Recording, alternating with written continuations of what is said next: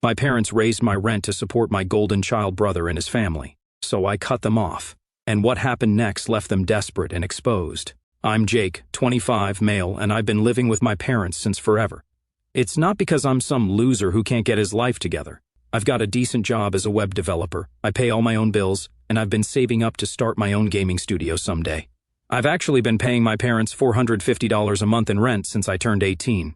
Yes, 18. While most of my friends were living the college life, I was already forking over cash to live in the bedroom I grew up in. But whatever, that seemed fair. The housing market is complete garbage around here, and I figured helping the family was better than throwing money at some random landlord. Plus, my job is like 15 minutes away, so it made sense. The problem isn't the money, it's my older brother, Drew, 28. This dude is the walking definition of golden child syndrome. I swear my parents think he is a gift from God. They always have. Growing up, the double standard was so obvious it was actually laughable.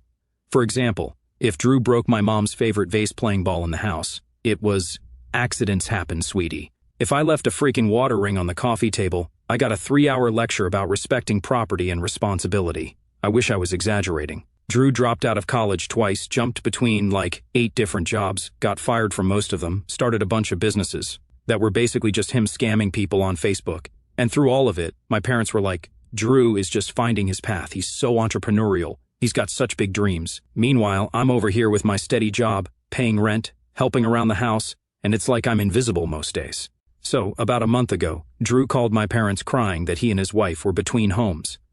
That's code for, we're broke and got nowhere to go. So, he shows up at the door with his wife, Amy, their 2 kids, Zoe, 7, and Tyler, 4, and this yappy little Pomeranian puppy they named Zeus. Turns out his latest business venture, some crypto nonsense, because of course it was, crashed and burned, and they got evicted from their apartment. My parents didn't even hesitate. Of course, you can stay here, stay as long as you need. No discussion with me, no asking if I was cool with it, just welcome the circus right in. The house went from reasonably quiet to total chaos overnight. The kids are running around screaming from 6 in the morning to 9 at night. That demon dog pisses on everything. My shoes, my backpack, even my bed once. And nobody trains it or disciplines it because he's just a puppy. My workspace? Gone. I work from home 3 days a week and had a decent setup in the spare room. Now it's filled with all their crap that didn't fit in the guest room. So I'm crammed in my bedroom, trying to code while the kids are pounding on my door every 5 minutes, asking if they can use my computer to play Roblox. The bathroom is always occupied. The kitchen is a disaster zone 24/7. The living room is covered in toys and dog hair, and my stuff keeps mysteriously breaking or disappearing. When I bring it up, it's always, the kids are just playing, or accidents happen. The weirdest part? Drew has become super weird and protective whenever I talk to Amy. Like yesterday, I literally just asked if she was done with the toaster, and Drew came charging in from the other room like, my wife's got it handled, bro. What the heck? As if I'm hitting on her by asking about kitchen appliances. Get over yourself, dude. And through all this, guess who's still paying $450 in rent? This guy. And guess how much Drew and his family are contributing? If you guess 0, congrats, you win nothing because it's obvious. I kept my mouth shut at first. They have kids, they're going through a rough time, blah blah blah. My mom always says, we have to stand by each other when we're in need, so I tried to be cool about it, but it gets better. Last week, my mom cornered me in my room with that look she gets when she's about to ask for something but act like it's no big deal. Jake, honey, she starts, doing that thing where she fidgets with her wedding ring, with Drew and his family staying with us. Our expenses have really gone up. Groceries, utilities, everything. I already knew where this was going, but let her finish. We were thinking maybe you could contribute a bit more to help out, just until Drew gets back on his feet. I straight up asked, you want me to pay more rent when Drew and his entire family are living here for free? She got this weird, pinched look on her face. It's not free, Jake, they're family, and family helps family. There it is again, the magical phrase that only seems to apply to me. So, how much more are we talking? I asked. Just another $300 a month should cover it.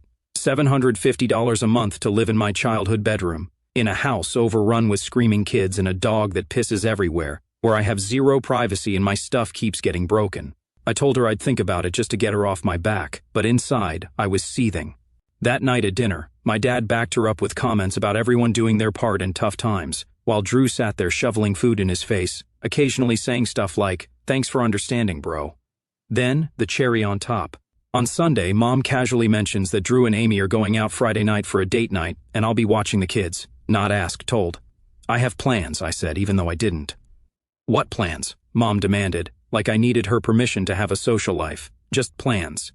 Drew jumped in. Come on, man, we haven't had a night out in forever. The kids love their Uncle Jake. Everyone stared at me expectantly until I caved. Fine, whatever.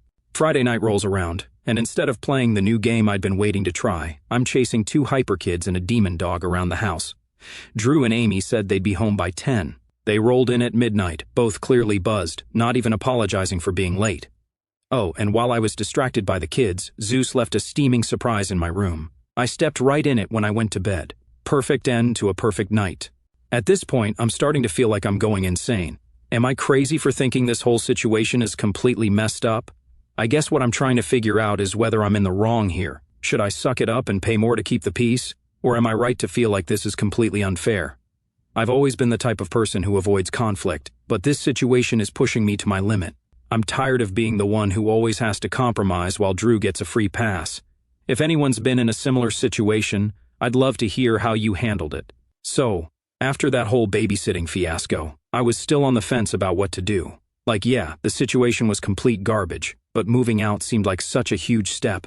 Apartments around here are stupidly expensive, and I've been trying to save up for my gaming studio dream. Plus, moving out felt like I was somehow letting my parents win.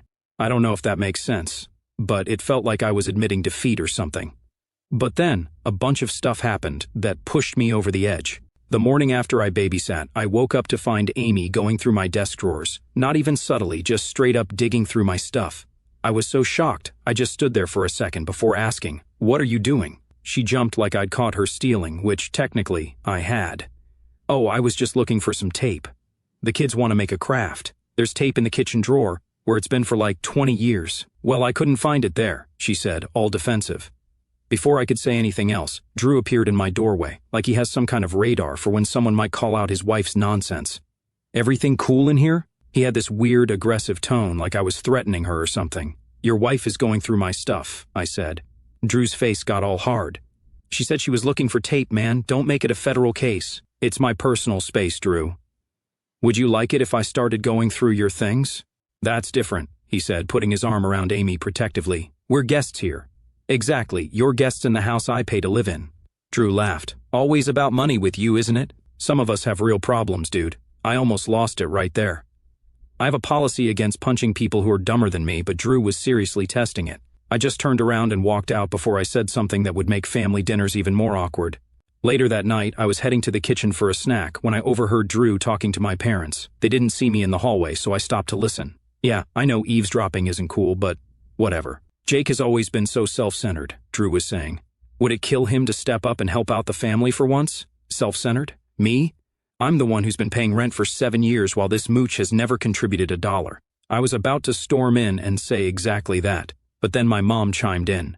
"I know, honey. He just doesn't understand what it's like for you with the kids and everything, but he agreed to pay the extra rent, so that will help." "Wait, what?" "I never agreed to that. I said I'd think about it." "He's got all that money saved up," Drew continued, always talking about his stupid video game company. "Meanwhile, we can barely afford clothes for the kids. Maybe if you hadn't blown all your money on crypto, dumbass." And honestly, Drew lowered his voice, he makes Amy uncomfortable, always hanging around when she's in the kitchen or living room. She doesn't like being alone with him. I nearly choked. Me making her uncomfortable? She's the one going through my stuff, and I actively avoid them as much as humanly possible. I went back to my room without getting food. My appetite was gone. I lay in bed, fuming for hours, replaying everything in my head. The next morning at breakfast, my mom casually mentioned that since I'd agreed to the new rent amount, she'd be expecting the first payment on Friday. I opened my mouth to argue that I never agreed to anything, but my dad jumped in with, "We really appreciate you helping out, son. Family first, right?" They were tag-teaming me, and I knew from experience there was no winning this argument, so I just nodded and focused on my cereal. Then, my mom dropped another bomb. "Oh, and Drew and Amy need someone to watch the kids this weekend. They've got a wedding to go to." "The whole weekend?" I asked. "Just Saturday afternoon through Sunday evening," she said, like that was no big deal. "I can't," I said. "I've got work stuff to finish." "You can do your computer stuff any time," my mom said dismissively. "The wedding is only on this specific date." "Yeah, bro," Drew added. "Don't be so selfish. It's not like you have actual plans. How the heck would he know what plans I have? And more importantly, why is their social life my responsibility? Actually, I do have plans, I lied. I promised to help my buddy Chris move. Can't you reschedule? My mom pressed. No, he's already got the truck rented. The look my mom gave me could have melted steel. Drew just shook his head, like I disappointed him personally. Amy muttered something that sounded like typical under her breath. The weekend babysitting thing was bad enough, but what really pushed me over the edge happened a few days later. I came home from work to find Zeus had chewed through my expensive gaming headset, completely destroyed it. Those things cost $200. When I confronted Drew about it, he just shrugged. It's just a headset, man. He's a puppy, what do you expect? I expect you to keep your dog under control and replace things he destroys, I said. We don't have money for fancy headsets, Drew said. If it matters that much to you, buy another one. Or better yet, grow up and stop playing video games all day, says the 28-year-old who lost all his money on a crypto scam. But the final straw? I overheard Drew and my mom talking about my savings account. They were actually discussing how I should pitch in some of my savings to help the family through this rough patch. That was it, the absolute limit. They were plotting to guilt me into handing over my savings. Money I've been putting aside for years, working overtime, skipping vacations, living frugally, so Drew could continue his consequence-free lifestyle. I went back to my room, opened my laptop, and started looking at apartment listings. I'm absolutely done. I didn't know how I was going to afford it or where I'd go, but one thing was crystal clear. I couldn't stay in that house another month, not with these people who saw me as nothing but an ATM with legs. That night, I couldn't sleep at all. Just lay there, staring at the ceiling, my mind racing like crazy. Should I confront them? Try one more time to reason with them? Cave and pay the extra money to keep the peace? Every option seemed like a losing one. Around 3 in the morning, I texted my buddy Chris. Yeah, the one I made up as an excuse earlier. We used to be tight in high school, but kind of drifted apart after graduation. We still grab beers occasionally, but that's about it. Hey man, weird question. You know anyone looking for a roommate?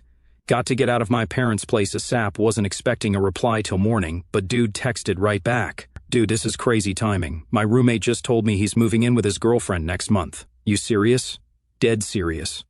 Parents' house has turned into a nightmare. Let's talk tomorrow. Might be perfect timing. I finally fell asleep after that, feeling like maybe the universe was throwing me a bone for once. Met up with Chris the next day after work. His apartment isn't anything fancy. Basic 2-bedroom in a decent part of town, about 20 minutes from my job, but it was clean, quiet, and most importantly, free of my family.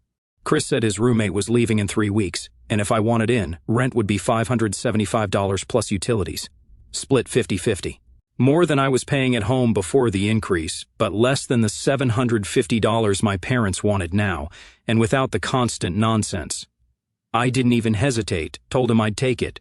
We did a quick handshake deal and agreed to sort out the details over the weekend. Now, I had 3 weeks to figure out how to move out without causing World War III at home.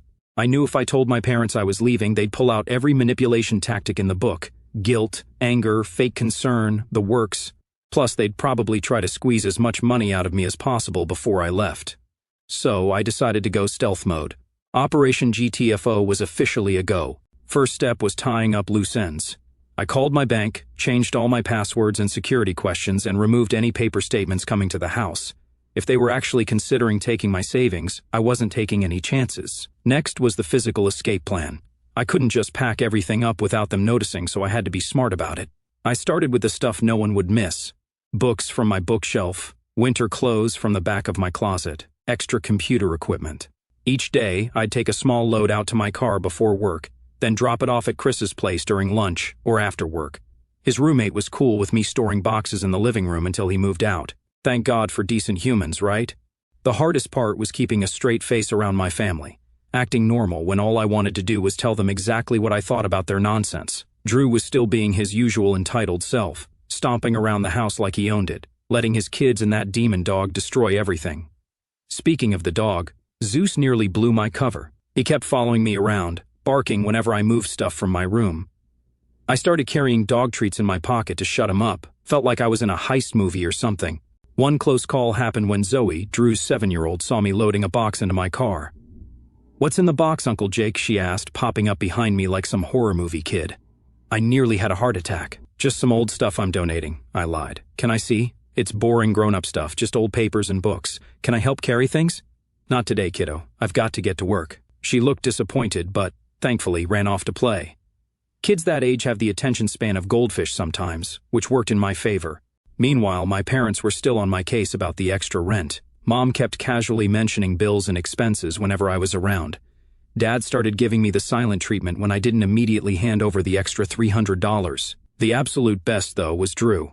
This idiot had the nerve to lecture me about financial responsibility one night. "You know, Jake," he said, sprawled on the couch while I tried to watch TV, "when you have a family of your own someday, you'll understand that sometimes you have to make sacrifices."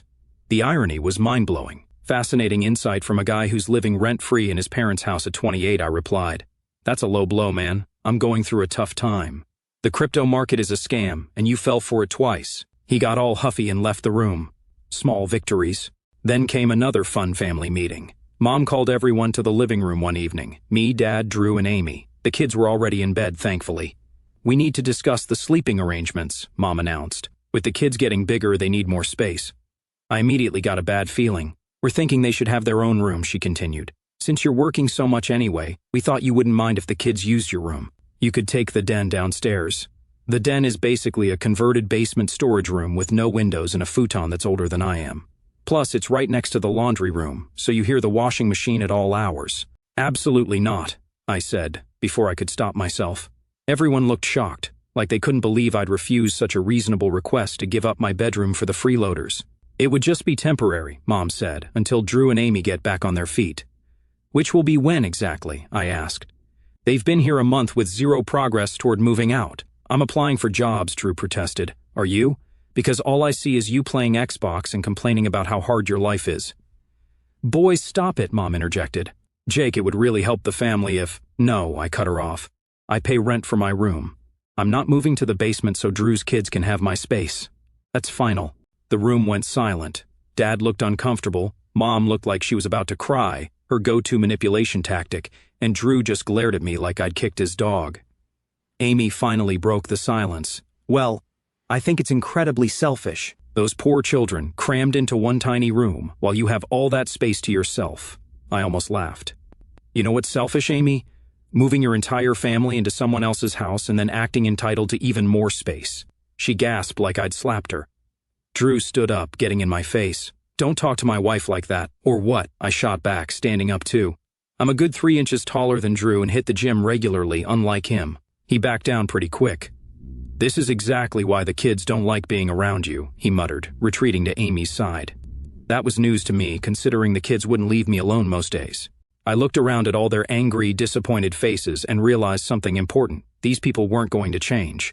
They would keep taking and taking until there was nothing left of me. "I'm going to bed," I announced. "And just to be crystal clear, I'm not moving to the basement, I'm not giving up my room, and this discussion is over." As I walked out, I heard Amy whisper to Drew, "See, I told you he's always been the problem." That night, I finalized my plans. I texted Chris, asking if I could move in early, sleeping on his couch until his roommate left. He agreed. Operation GTFO was entering its final phase. No more Mr. Nice Guy. It was time to put myself first for once. So now everything is set. I've signed the lease, packed my stuff, and I'm just waiting for Chris to tell me when I can come. I know this is going to cause a lot of drama, but honestly, I don't care anymore. I need to do what's best for me, and staying in that house isn't it. I'm ready to start fresh in a place where I can actually focus on my goals without all the chaos and stress holding me back. After that blowout about the bedroom situation, things at home got real tense. My parents were giving me the silent treatment, which was actually kind of peaceful, to be honest. Drew was stomping around like a toddler who got his toys taken away, and Amy kept making these passive-aggressive comments whenever I was in earshot. "Some people just don't understand what it means to be a family," she'd say to no one in particular while I was grabbing coffee in the morning. I just ignored it all and focused on finalizing my escape. Chris texted, saying I could move in that weekend. His roommate was cool with me using the living room to sleep until he officially moved out in a couple of weeks.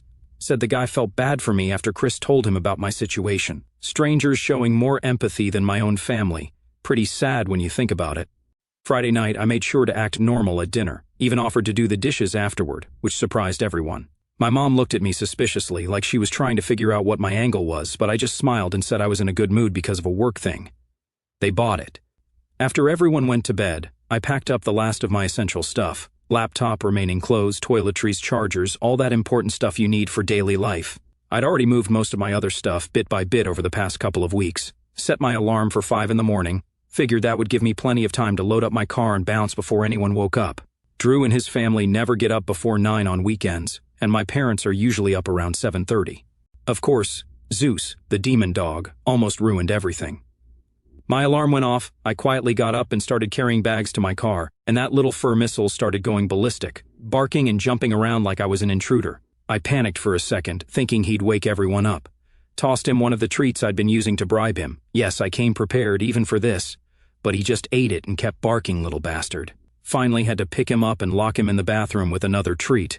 Felt bad for whoever would find him there later, but desperate times and all that. Loaded everything into my car in record time.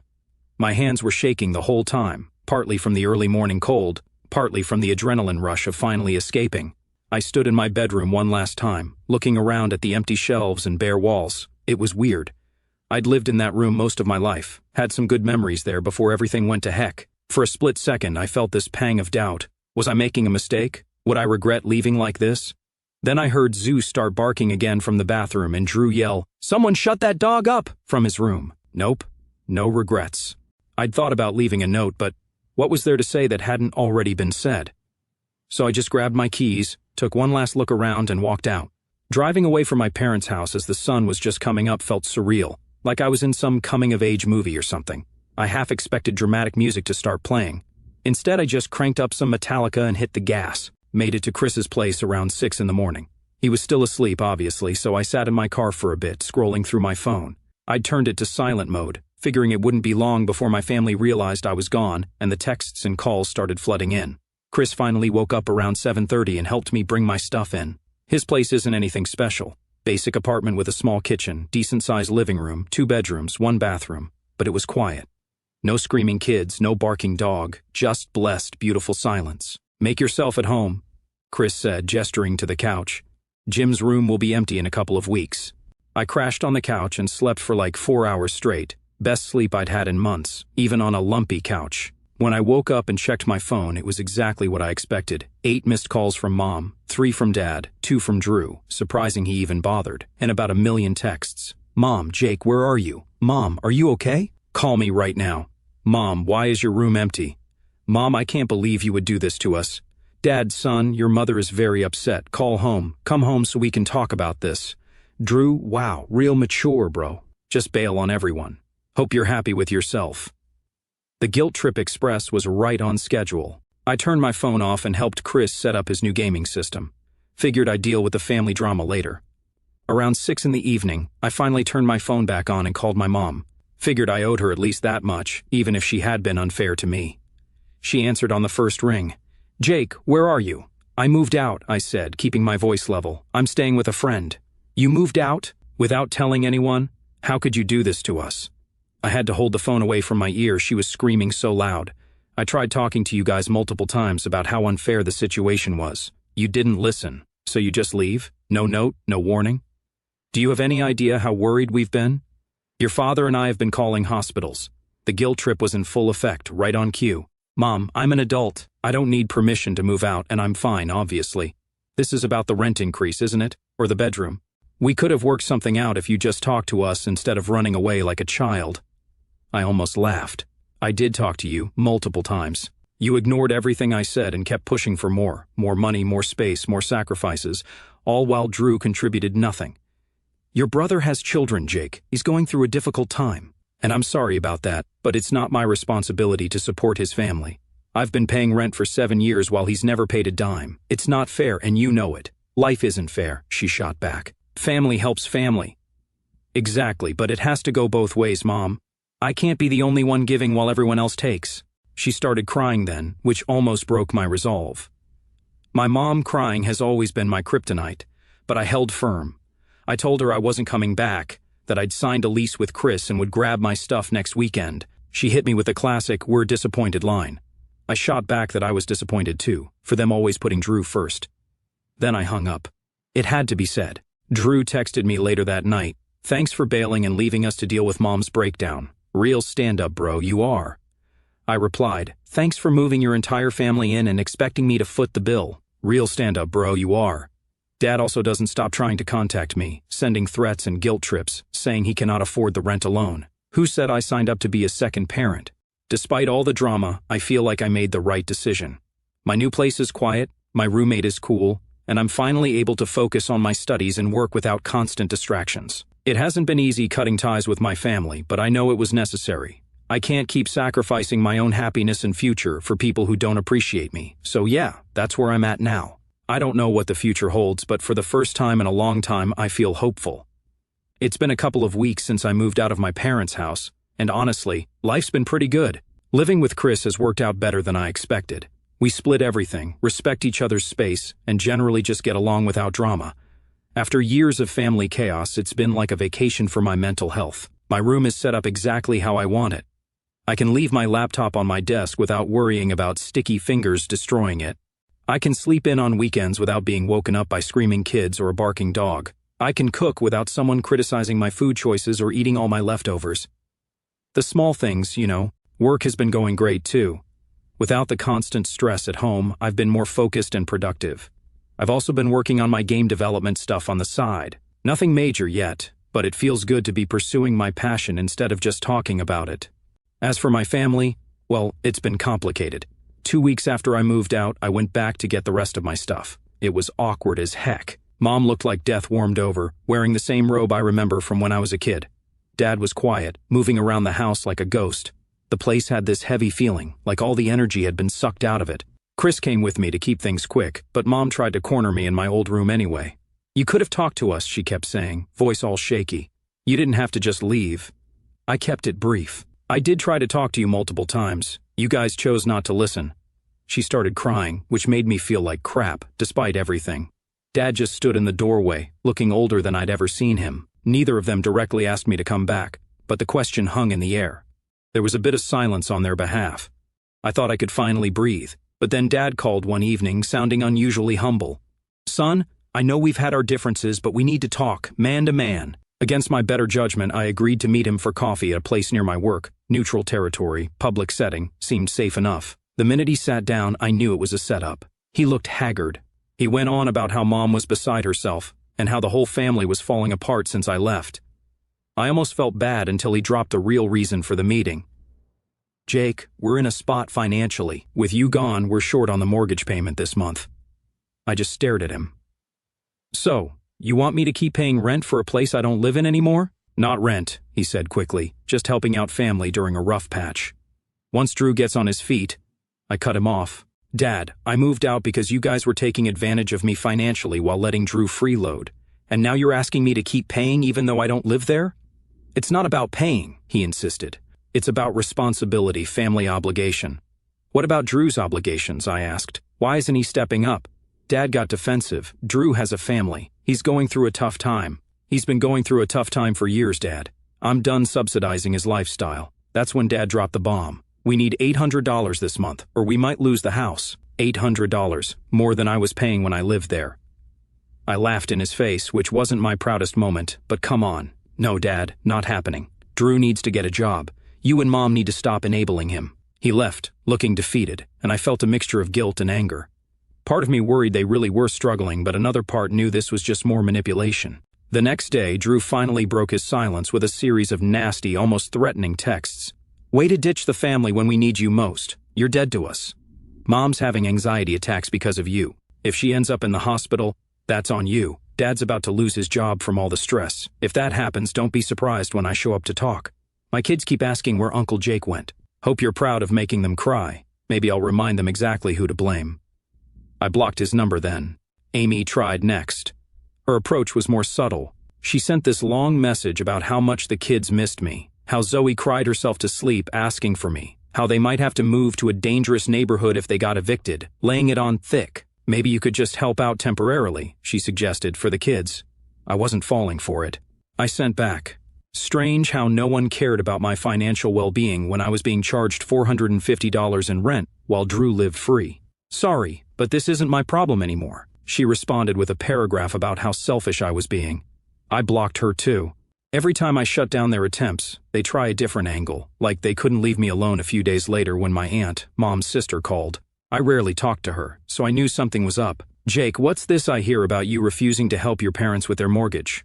They might lose their home." Turns out my parents had been telling the entire extended family that I'd abandoned them financially, and they were on the brink of homelessness because of me. They conveniently left out the part where they'd been charging me rent for years while Drew contributed nothing.